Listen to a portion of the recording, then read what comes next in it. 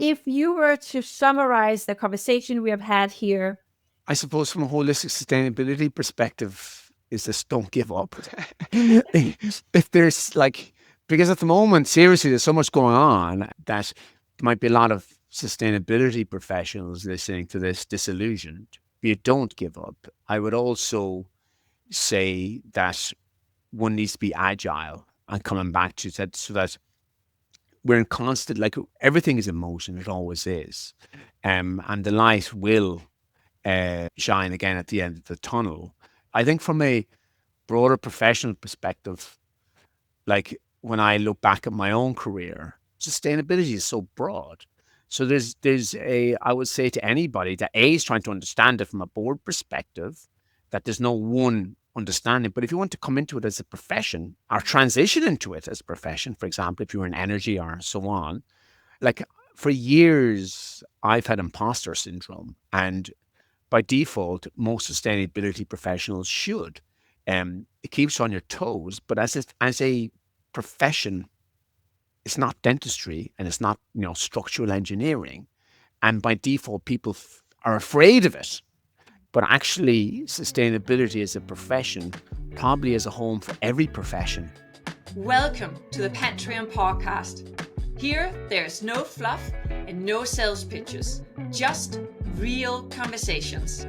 I'm your host, Christy Christensen, and at Pantrium, we bring together bold, curious founders and leaders to share their stories, their lessons they have learned, and the hard truth behind their success. If you're craving deeper conversations, you're in the right space. So let's dive in. Patrick, thank you so much for taking the time to join me on today's show. You're welcome. Glad to be here. I've been looking forward to this since we first had our initial conversation. And I think it's going to be a slightly different one than the usual suspects, if I may, because we're going to talk about sustainability. Before we dive into today's topic on the Pantrium podcast, as you know, I ask all my guests to introduce themselves with a fun fact. So, Patrick, what's yours? Well, obviously, you had forewarned me on that, and I had seen the others. So, my fun fact is that I'm probably the only Irishman to visit all of the major urban conurbations of Turkmenistan, and I'm definitely the only Irishman to visit all waste sites and landfills in each of those 10 cities, which I suppose gives you a little bit of indication also to my career background in a way. Yeah. And for those people who are not familiar with this location on the planet, can you tell us a little bit more?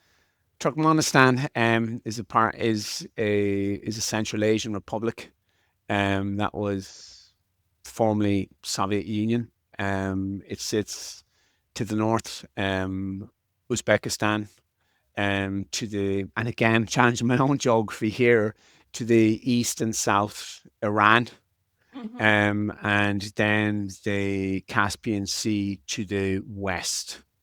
I think Iran. Oh, and Afghanistan. Iran, Afghanistan, Uzbekistan, and it's surrounded by all and the Caspian. So it's a very unusual place, in a weird and wonderful way, and a place that I feel that us sitting in the EU would have very little understanding of what the place feels like, smells like, behaves like. A really, really unusual place. Mm. And you were also saying it perhaps had a very fundamental impact on you also in your career and the focus you have today. Can you tell me a little bit more about that? Well, I suppose going way back to from a career, I suppose I always had a little bit of a wanderlust. Um, and that coupled with not really knowing what I was supposed to do with my life, I suppose my at least short-term target was to work overseas, in as an exotic location as I could find myself in. And luckily, I was given opportunity and got opportunity, and not Turkmenistan, but in Uzbekistan. So I spent 18 months there, 2001, 2002. And again, a strange time, just after 9/11, I shared a border with Afghanistan. So it became very militarized quite quickly. Exciting, but weird also. Yeah. And again, from a a, a geographical perspective, uh, I don't think I'd really had any real understanding of what the place looked like or felt like. Mm. And then that was the start of a kind of almost like a 15-year international career, really. What you made the biggest impression on you through that experience? There was a number of them. I think from a people perspective, the consequence of the Soviet Union was very apparent. You had people from multiple ethnicities, so Azeri, Georgian, even Lithuanian, that couldn't get home, that weren't recognized by their own country, Wow. but had been placed by the Soviet system. You know, you'd graduate from college in Vilnius and you'd be given papers to go to Tashkent to work in a power plant. And of course, when the Soviet Union collapsed, their Sovietness went with it. But they were stuck in a country that didn't recognize them, didn't recognize their language. So from a people perspective, very strange and very difficult for the non-Uzbeks. Mm. Um, but I think a thing that made a huge impression on me, and still this day, and I talk about it in presentations, was visiting the Aral Sea. There was the Aral Sea used to be, for people don't know where it is to the northwest of Uzbekistan, split between Uzbekistan and Kazakhstan. And geographically, it used to be the size of Ireland, of the island of Ireland, and now is probably the size of Northern Ireland. And I visited this town called Monak, and it has this sign with a leaping salmon. And as you come into town, it says the town of the leaping salmon or something similar. And the sea now is about 200 kilometers north of that town.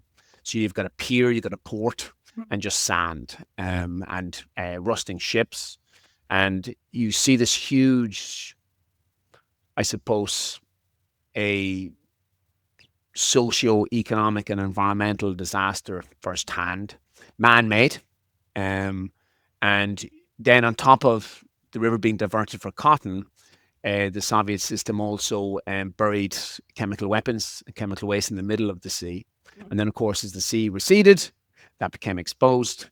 And even when the wind would blow, you'd have, anthrax being sprayed onto the local crops as a result. So you end up with this huge man-made tragedy. I feel probably one of the greatest a man has made. And particularly at that time, because the world didn't know where Central Asia was really, from a country perspective, went totally under the radar.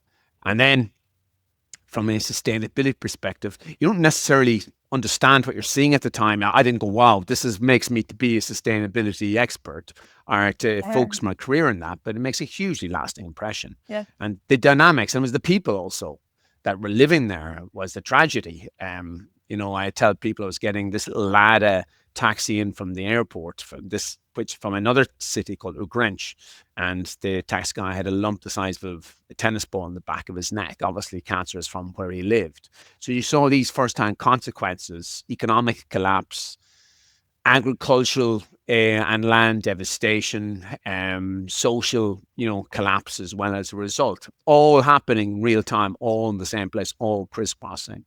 And then you go, wow. And also one other comment I would make, back in those days, you had your guidebook rather than your iPhone. And I remember in the guidebook, it was either the Lonely Planet or the Rough Guide, I can't remember, said that this may not be the end of the world, but the end of the world is not too far away. And I'd never seen that in a guidebook written.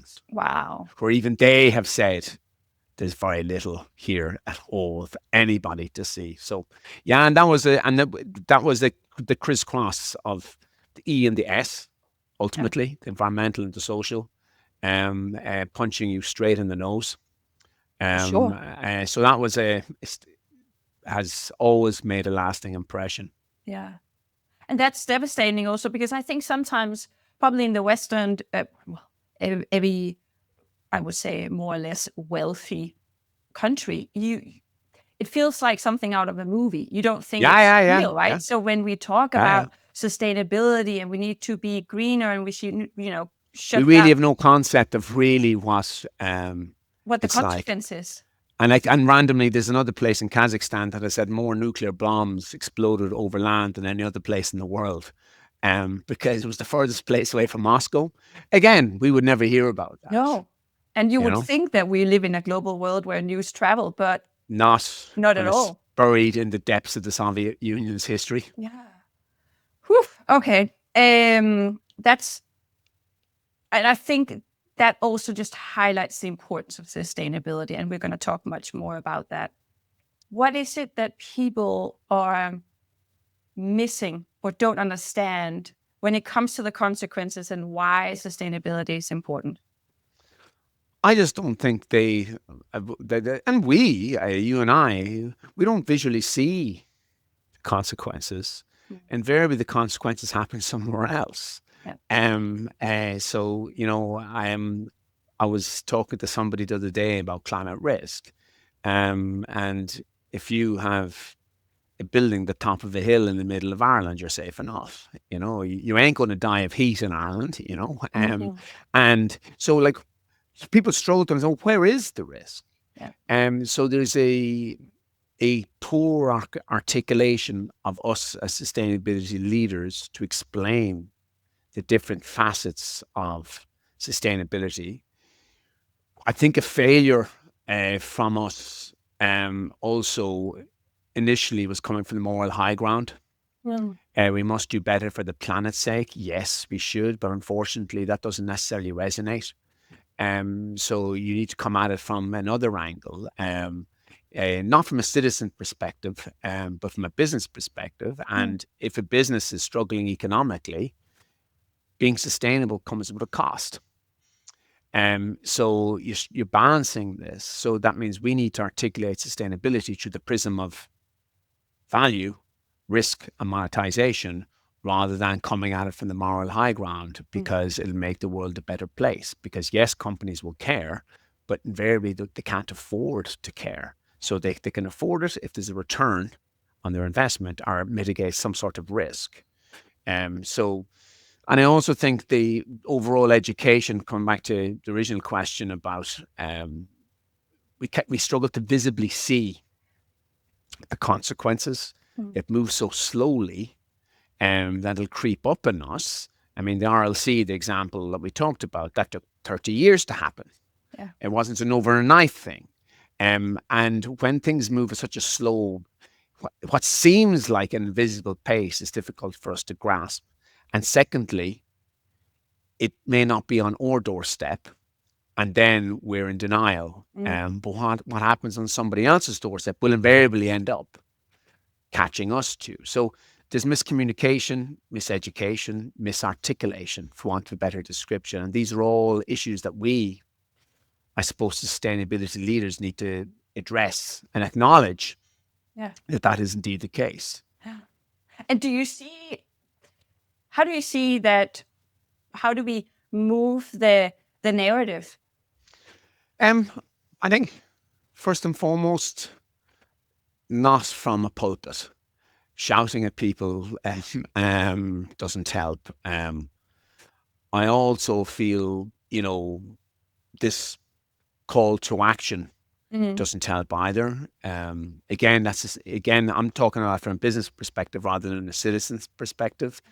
Because again, a CFO or a CEO isn't going to respond to a call to action. They need more. So we need to be able to translate sustainability into terms that they respond to, whether A, from the position within a company, or B, within the type of company that they exist in. Whereas we struggle to translate. So everything needs to be translated. So for example, on sustainability communication, as I call it, you need to be able to translate down, translate sideways to peers, translate upwards to boards, and translate externally. But we don't. We talk the same language to them all, which means by default it doesn't register. Yeah. And why do you think that is? I think the sustainability leader invariably will care, will be passionate, and will have a particular area that they are more comfortable with. It could be biodiversity, water, people, climate, whatever it may be. The biggest, I suppose, weakness in from a leader's perspective is to be able to put themselves in the shoes of those that they're trying to communicate with. Look at things from their perspective, understand why they may not agree, understand why they may need this monetization argument, understand the other pressures that they are, feeling from a stakeholder, shareholder, employee, economic perspectives, and we don't. And you need to map out almost the pressures that they're feeling and then understand how your message can filter its way through those other different pressures. But we keep talking, if we keep just talking the same mantra, it doesn't get through. So I think that's putting ourselves in the other shoes is probably the biggest challenge. And it seems so basic, but I see it every day that people really, really struggle to do that. So I guess this is also what could be used across all segments and different industries, because even if you are from sales or product or marketing, or if you sit in sustainability and so on, this human aspect of being able to communicate correctly to the person opposite you and speak a language that they care about, basically. And I wonder, from your experience, what could others do about and learn from you when it comes to converting their communication so it becomes more relatable? I think I came to a conclusion myself because I wasn't understanding what I was being told, and it wasn't resonating with me. So I always come from the angle, if I'm not understanding or responding, I'm assuming that others aren't. So that's the first kind of thing. Is the message that we, as if I have colleagues where I say, if it's not working on me, it's not going to work on them. So that's the first thing. Come at it from your own perspective. And when you're surrounded by people more technically gifted than you tend not to challenge the way that they're presenting their case, because you feel that, okay, they've got the PhD, they've got the expertise in this. So, but unfortunately, that's exactly what's needed. And so I think what led me to the conclusion was, clearly, I'm not getting it. They're not going to get it. But then again, you have to be a bit more mature to I suppose, expose this. I always say, like, the older you get, the easier it is to say you don't understand.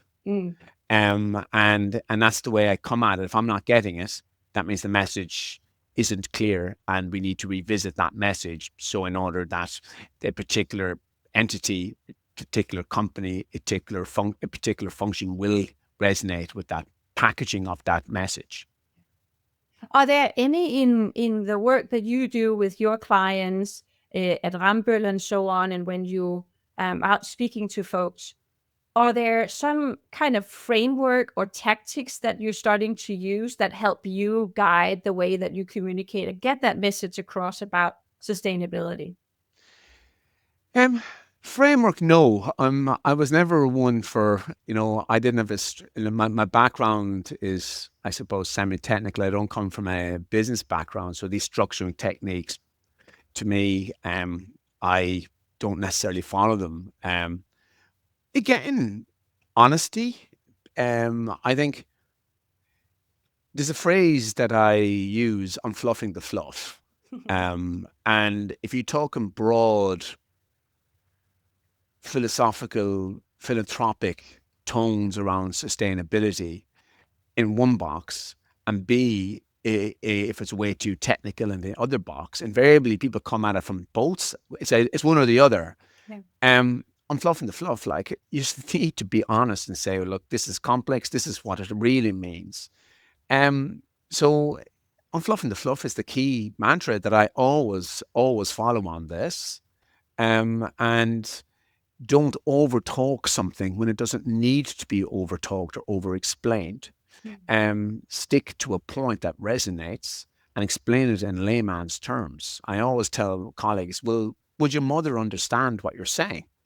If your mother doesn't understand, then it's not going to work, because people's knowledge, they're not experts. That's why they're coming to us. So you have to acknowledge that they're not. Oh, and by the way, another thing about communication, the more technically gifted people they are, they feel that the PhDs need to talk to PhDs. Mm.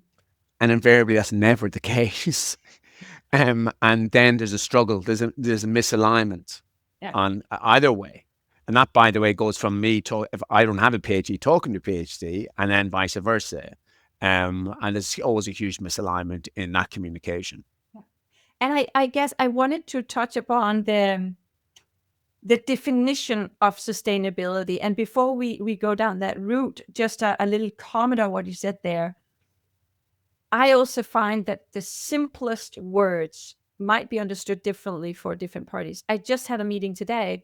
We spoke about strategy, but the person opposite me had a very different version of strategy in mind. So we were actually, for the first couple of minutes, chatting apples and pears. I suppose that could and is also happening within the sphere of sustainability, because within that, it means perhaps many different things for many different people. And again, from whoever you are in the organization. The definition, you've cornered me there. I'm coming back to my university days, but ultimately, or the understanding of yeah. I mean, like ultimately, okay, you have ESG, that's too little. 17 SDGs is too many. It's somewhere in the middle. There's different dimensions. I usually say there's about 5 or 6. I think climate, of course, because of what it is, biodiversity, resource use and circular economy, water, humanity, and ultimately, so yeah, I'm going back to an old definition. There's 5 fingers, and then your palm or hand is the financial element. And that ultimately is, and it's never one, it's never two, it's invariably all of those. So in a nutshell, that is what it is. And this terminology, sustainability in itself, regenerative is another one that you see talked about, and people struggle with actually what is it do you mean by this word? And then there's something just working on today, sustainability and sustainable business. Yeah. 2 different things. A sustainable business needs to be sustainable, but it also needs to be much more, if that makes sense. So the definition is the hand definition, but the emphasis of the fingers is different for any particular different economic activities. And it is different. It breathes differently and it behaves differently. Geographically, it'll behave differently. Economically, whether you're in industry, whether you're in manufacturing, whether you're in real estate, it'll behave differently. If you're in agriculture, it'll behave differently. So understanding the core dimensions, but also understanding that the strength and relevance of the different dimensions will be fundamentally different based on each little element. So there has to be a huge level of agility in application of the principles also, because it is different depending on where you are and who you are. And tell me a little bit more about your point of view. As you said, there's sustainability and there's sustainable businesses. By that I mean, particularly in the world that we live in today, with the geopolitical uncertainty, economic uncertainty, Europe's relationship with the US, Ukraine, climate change, this whole mishmash of issues. A sustainable business now needs to be cognizant of all of those issues. But many of them are classic sustainability issues. So to thrive as we go into the next decade, which isn't too far away now, it's 5 years away, you need to be cognizant and acknowledge that climate change is going to keep on going. We're not going to stop. There's no sign of stopping. Resource extraction, ironically, to feed energy, battery storage, the green transition needs enormous amounts of minerals. data centers will grow exponentially. So the pressures are going to continue, which means the pressures on companies' ability to resources, a price volatility of such resources, access to energy, will all result in supply chain strains. So ultimately, business resilience will be how are you able to cope with changes that are ultimately sustainability dimensions. Biodiversity loss, if you're focusing on a crop or a particular element, climate change, obviously, resource use, if you're focused on critical minerals. So your ability to be resilient and to be sustainable, ironically then, is actually through the prisms of multiple sustainability core themes that I just mentioned. So that's the interaction. But if you're selling sustainability from the moral high ground, doesn't resonate. But if you present it from actually a business resilience perspective and strengthening perspective, your ability to identify shocks, to identify hazards, to absorb and react, then it makes sense. So a sustainable business has all the core components of sustainability, but really integrated into their business. And just there was something also is working on today. Sustainability, the word sometimes, okay, we'll take some sustainability actions. We'll do some nice projects. We'll set some targets, make some nice commitments. But that's not actually making a difference to your business. It's external focused to enhance perception. But ultimately, your sustainable business needs to take those issues and really integrate them into your business. Do you see some businesses in the market that are the front runners, first movers on this, and they truly understand the importance and the implications of having a sustainable business? I think, yes. And I think the big difference is those that have foresight and those that don't. And indeed, those that can afford to have foresight and those that don't. Politicians, companies, politician works in 4-year cycle. So it's never going to look beyond 4 years, or he or she. So they're reactive, they're appeasing their voters, their constituents. But if you draw a picture of what 2040 will look like, you're forced to change. So nobody wants to paint that picture. Certainly as a politician, you don't, because your constituents will get quite annoyed or depressed, depending which way you look at it. Businesses are the same. So businesses that have a long-term vision, that really have an idea of the world that they're evolving and tend to be the ones that are also the most sustainable. They also have the most robust business models, but you also can see that they really integrate sustainability. Yes, they do it from a reputation perspective and a regulatory perspective, but I also genuinely feel that many of them do it because they really see what's coming and they're pivoting now before even most can even see that they need to pivot. And I do think you'll see those that we perceive as being front runners also have a very clear long-term vision of how the economy that they will be selling into are operating within in 10 years will look like also. That's a huge difference. Whereas most companies really don't look beyond the next 12 months in reality. And therefore, sustainability is a long-term investment from also to see the change, the change that you're implementing, but also the change that you're reacting to. Yeah. And very few companies have the economic luxury, I suppose, of behaving long-term and operating long-term because many are under short-term constraints. That's a little bit unfair. Because if we're all supposed to and should be taking care of the planet and do best for tomorrow, then shouldn't that be information and guidance that should be available for everyone so they can equally to the big giants be able to understand what does my business environment look like? Where am I operating in 10 years time from now, instead of only being able to navigate short term? Then I would call us all out on it from a people perspective. So, the ability of the Green Party in any EU country to make a real inroad into gaining seats is a huge struggle. People don't want to hear it.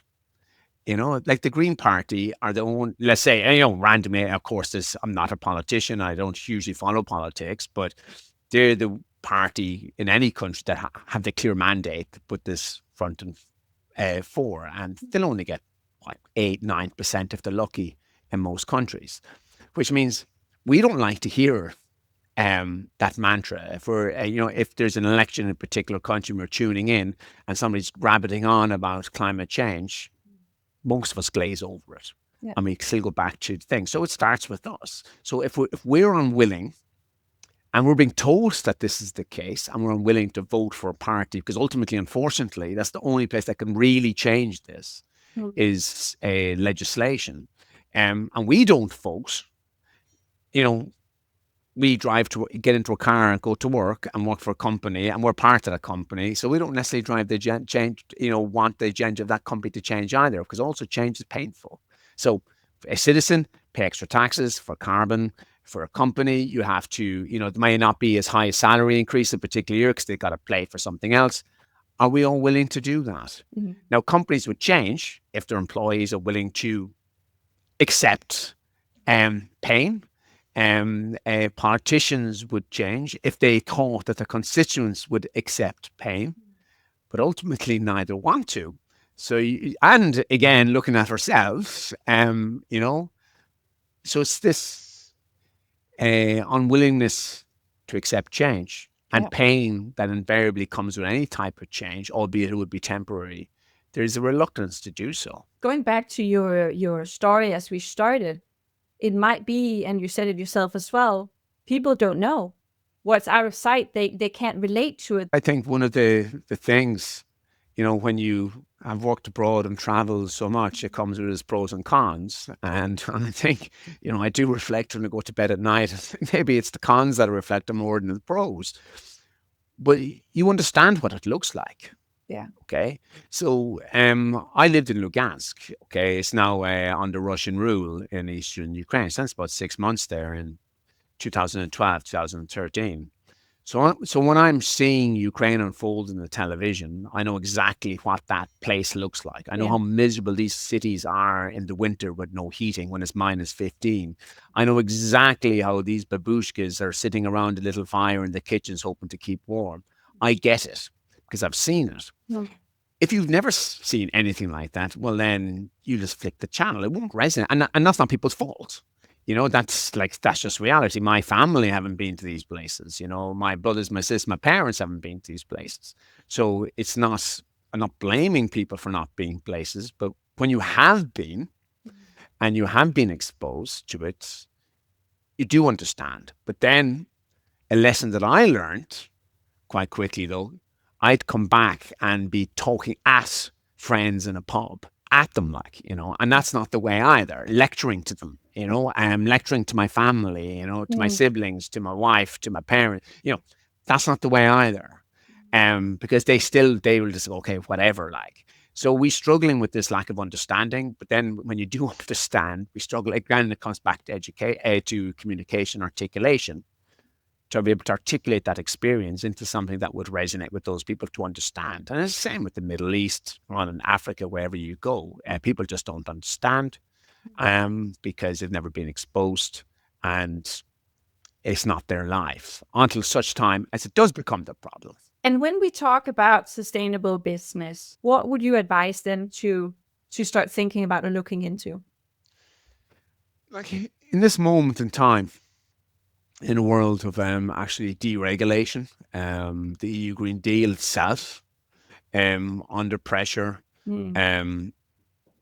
If your business is multinational, the huge issues around even being able to use the word diversity in a US business context, you have all these huge pressures. And then economically, there's just holistically, there's pressures, which are triggered by geopolitics and so on. Growth is low or stagnant.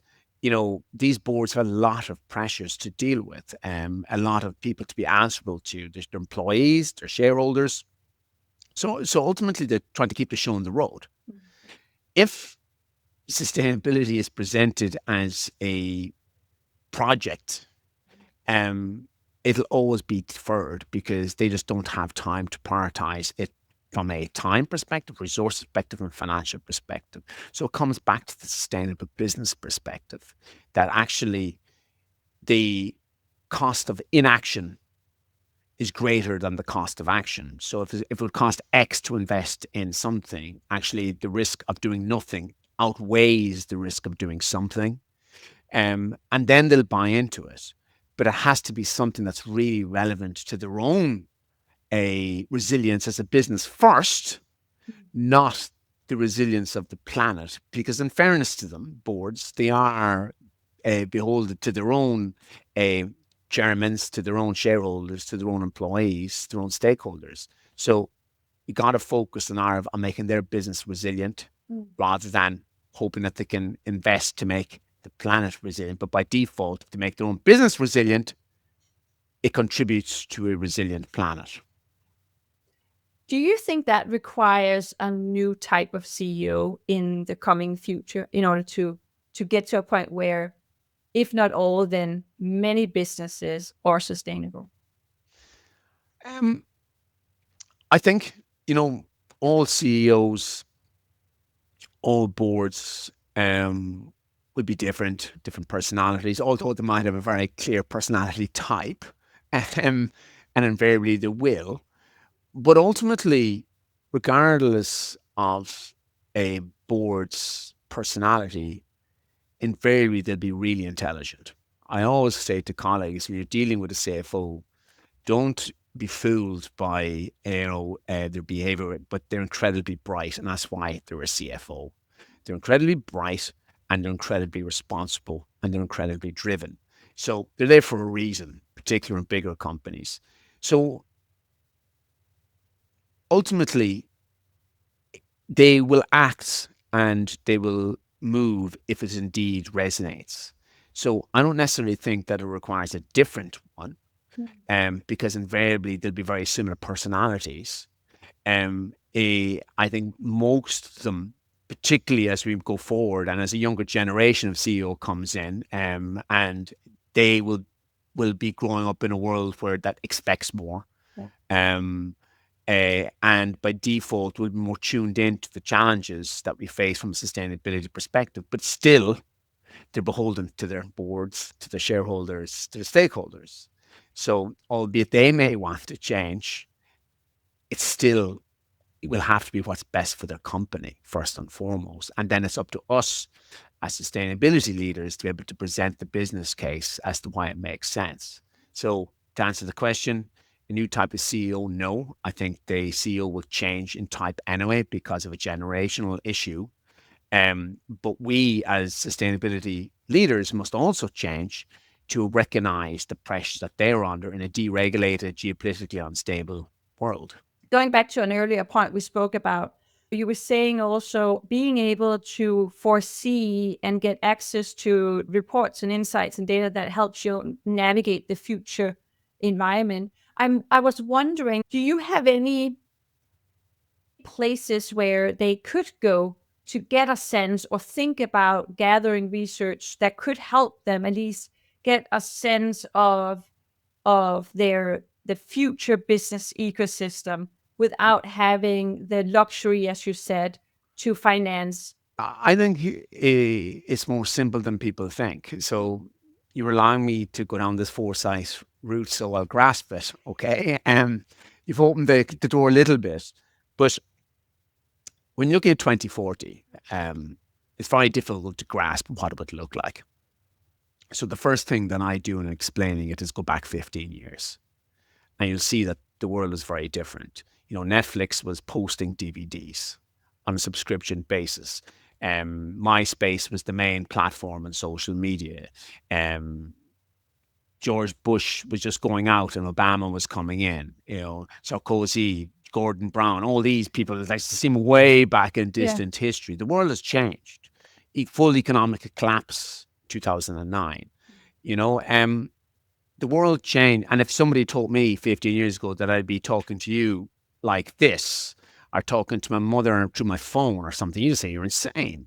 So you need to go back 15 years to see how different things will change. So then if you look at 2040 through the prism of technology, oh yeah, and by the way, the Ellen MacArthur Foundation hadn't even been formed. There was no climate agreement. So even environmentally and circularly and sustainability, it's just transitioned hugely.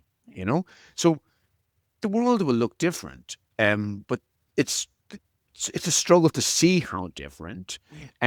Looking back is the first place to see that. And then you'll see actually it's unrecognizable in certain ways, very similar in certain ways, but unrecognizable in others. And then as you move forward, technical, logical, God only knows, what AI will be like then. Environmentally, there will be aggressive legislation and regulation, again, although it's going through the process of deregulation. Critical minerals will be really critical by then. Circularity will just be an absolute business imperative. Things will change.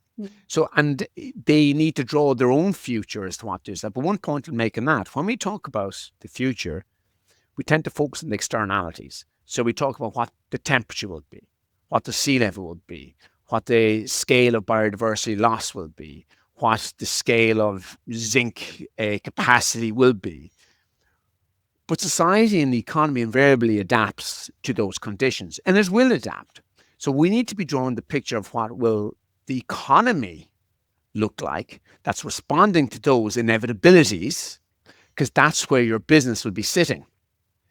And then understanding that what you're selling today, you're building today, you're servicing today will be intrinsically different to match the feed that economic model that will exist in 2040. I don't think that you need, huge capability to map that out. What you need is to think what I call collective intelligence.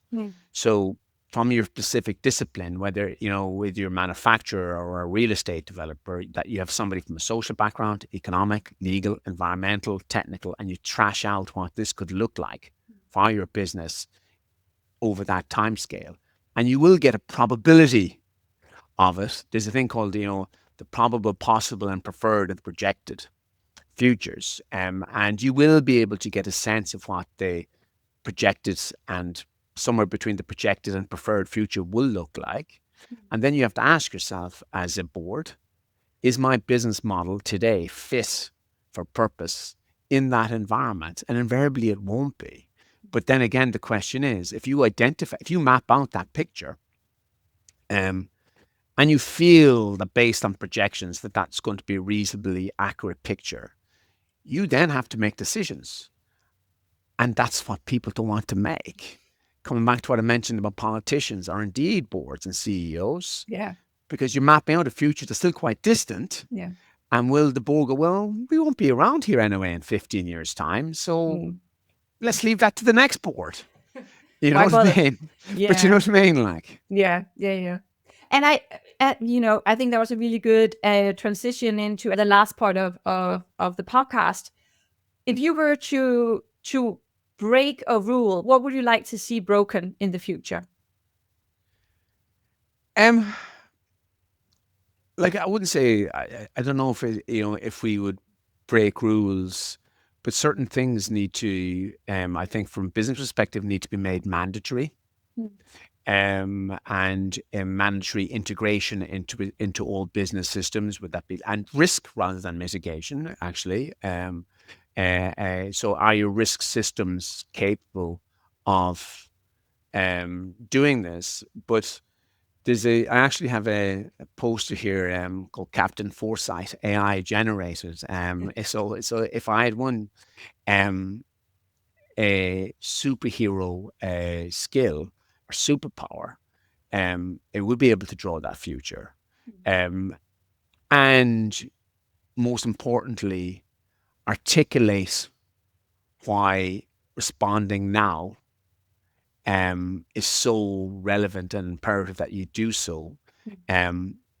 So in a way, because I still haven't figured out the magic sauce and how to get this articulation across to get companies to buy in to this long-term vision. So that's not a rule, because there's so many rules. But if I had a superpower, map the future and then really be able to present the rationale as to why you need to start steering your ship towards that future today rather than in 2035 when it'll be too late. Yeah, that's a nice one. Which leader have made a lasting impression on you? I don't think that's a specific person. I think I take different things from different people. I'm a huge sports nerd, so I always read a lot of great books about great teams, great coaches, great captains. So from a sports side, always take inspiration as role models in all aspects of that. But from a professional perspective, I think different leaders, like all of us, have different characteristics. And as you get a bit older and wiser, you begin to spot the characteristic that they have that you don't have, that you should have, if that makes sense. Yeah, it makes sense. So like there's one particular leader that I won't name him or her that's in my ecosystem at the moment that just exudes calmness, but is also clinical in how that leader acts and behaves, but also fair. But there's a calmness and also a classiness, I would almost say.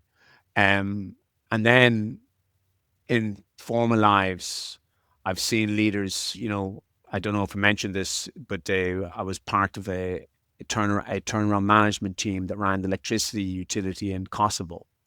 So we spent, there's 9 of us that formulated the board of a 9,000 employee utility in Kosovo with no electricity. It was just after the war. And there was 2 particular individual Irish guys that were much older than me at the time. One was the CEO and one was the chief commercial officer, that were just exceptional leaders. Exceptional leaders in adversity, exceptional leaders in grasping the most from their team, and it was almost the absolute equivalent of translating the sport philosophy of the team into this, whereas every day they were fighting, every day.